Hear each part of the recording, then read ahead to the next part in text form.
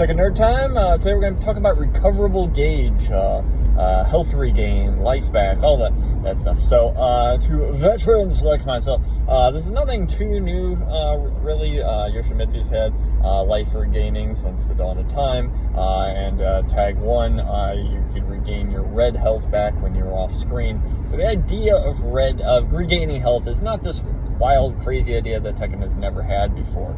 It's just that I guess they're finally putting a name to it and finally fully integrating it into the game as something not just character specific to Yoshi. Now, I guess how have they executed it in kind of an interesting way. They put a cap on how much health you can regain, and that's visible through your grade, your white bar or your grade bar. It's kind of I don't know, looks like both. Either way, so there's a cap on how much you can regain, and to that, keep going, bud. And to that I say, why? Why not have the sky the limit? If you can recover your full health bar, let's do it. If you're good enough to get that full health bar from 5% all the way back up to 100%, then more power to you. Let's get that whole health bar back. I mean, as far if for casual play, people might clown around and do videos or have matches where their life bars are all going all the way up and all the way down. They have the time set on infinite, and but if that's what they think is fun, then let them have fun.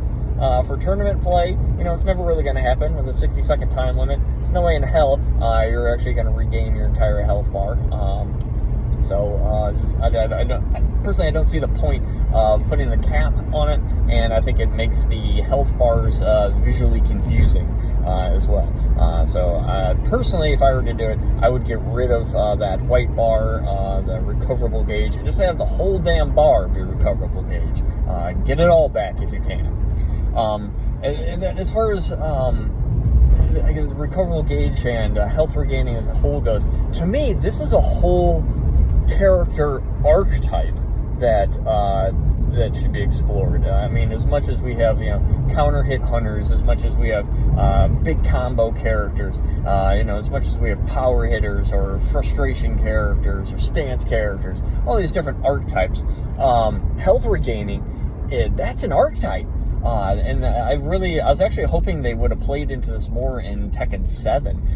Gigas, I think, poorly designed character, nothing really interesting about him, but what if he was the king of life regain? Like, every time he did his armored roar, he gained back a sizable chunk, maybe like 10%, good chunk. Maybe every time he took a step in his stomping towards you with that, every step he regained a good chunk of health as well. That way, there's a gamble there, because he's got the 3-step version, he's got the 4-step version, that extra 4th step. Maybe on the 4th step, he gains like a huge amount of health, like 30% or something like that. So you're really heavily incentivized to go for that risk, and it puts pressure on the opponent to hit buttons when you're stomping at him. Now, these are things that they could have done with Gigas to make him more interesting in 7. But let's focus on 8. So again, as I kind of already mentioned in my install character videos, I'm not a huge fan of how they've handled the installs. I wish, just because I feel like it's incredibly redundant with the heat system. So instead, imagine if one of your character does their install, pose, they instead gain back a huge chunk of life. So Asuka, Brian, Leo, and Claudio would all be like really heavy emphasis on life regain through this, and if you take the cap off of it, then this would be a really cool aspect.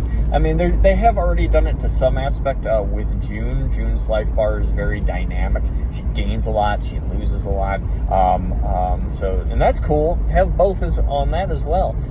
That's maybe like a split archetype there. A character who is really good at gaining life bar back, but also has to sacrifice a lot of life bar in order to get the access to their best moves. So there's a lot more you could do with this if you just take that cap off of it and make the life bar much more dynamic.